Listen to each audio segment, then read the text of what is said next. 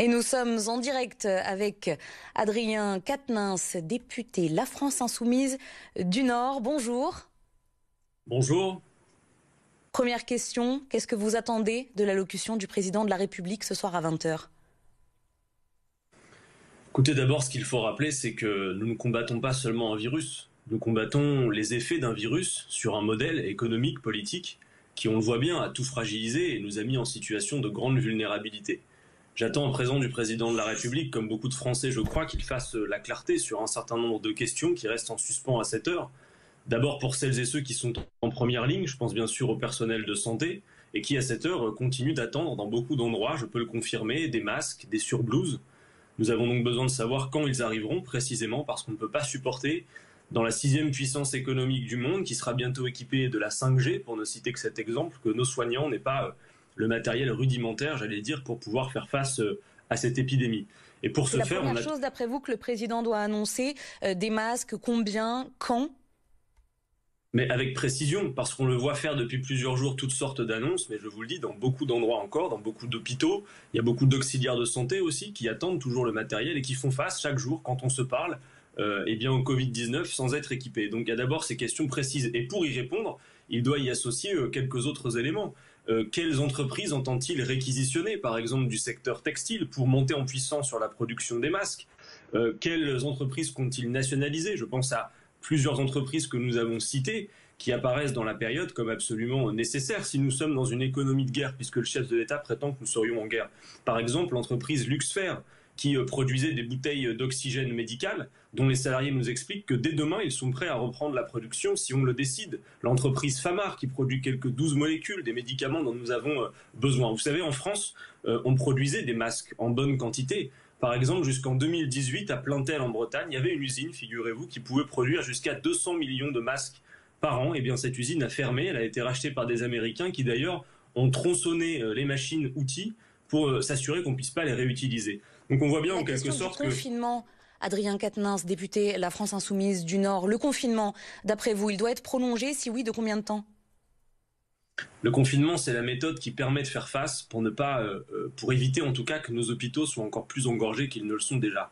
Le président de la République, a priori, a l'intention d'annoncer sa prolongation. Moi, je l'adjure de faire en sorte de nous donner une vision à plus long terme. Je crois que les Français supporteraient mal qu'ils reviennent devant nous tous les 15 jours pour nous annoncer un prolongement 15 jours après 15 jours. Il faut un calendrier précis, il faut qu'on sache où on va, c'est ce que vous nous dites.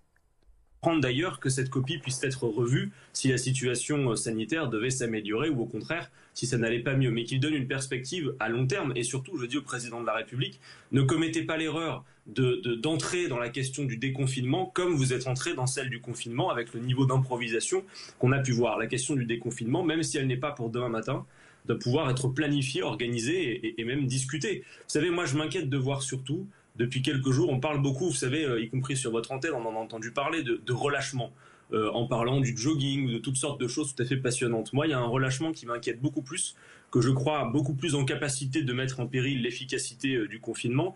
C'est le relâchement dans les secteurs professionnels non indispensables qui reprennent l'activité sans offrir à leurs salariés les moyens de protection essentiels. Emmanuel Macron Toyota qui veut reprendre l'activité à partir du 21 avril, par exemple, ça vous semble être une mauvaise idée en plein confinement? Entendu, quelle entreprise vous avez dit? Toyota à Onnaing, qui a annoncé à ses salariés vendredi qu'elle comptait reprendre progressivement le travail à partir du 21 avril. La CGT a immédiatement voté contre. Les autres syndicats doivent se prononcer demain matin. D'après vous, c'est une hérésie? Je ne suis pas certain que dans la période, la priorité soit à la production de bagnoles. Voilà, je le dis clairement. Par contre, que Toyota, par exemple, puisse être une entreprise qui contribue à revoir sa ligne de production pour produire des respirateurs, ça oui, ça m'intéresse beaucoup.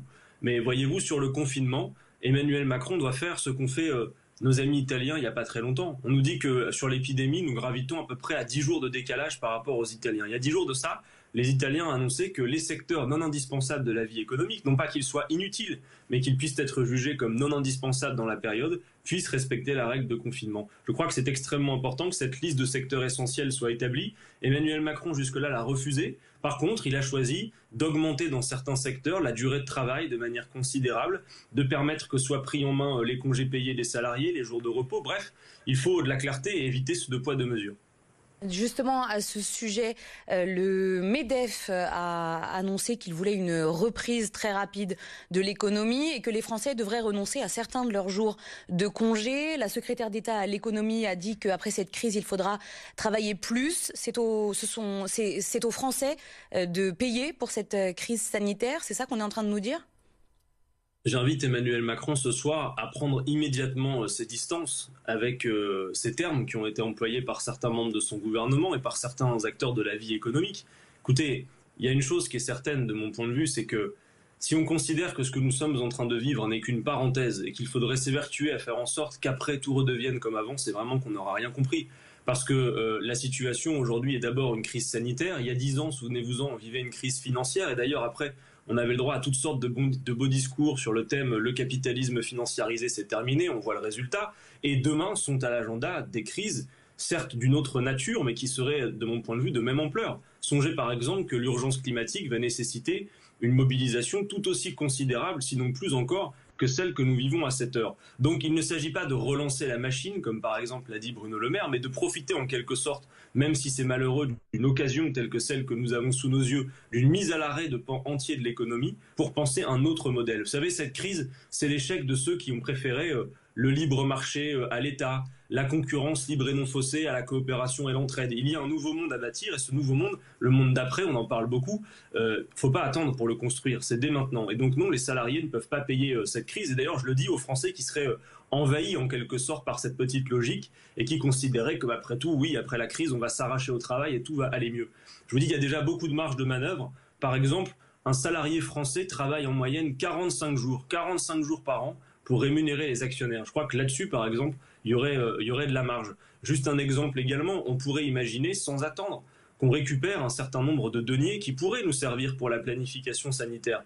Nous avons lancé une pétition où je demande à Emmanuel Macron d'annoncer, fût-il de manière temporaire, le rétablissement de l'impôt de solidarité sur la fortune qui nous permettrait de récupérer quelques 3,2 milliards que l'on pourrait directement affecter à la situation de l'hôpital public, par exemple. Merci beaucoup Adrien Quatennens, député La France Insoumise du Nord, d'avoir été notre invité ce matin à quelques heures de cette allocution présidentielle. Emmanuel Macron prendra la parole à 20h ce soir, une allocution à suivre en direct sur notre antenne sur BFM Grand Lille et BFM Grand Littoral.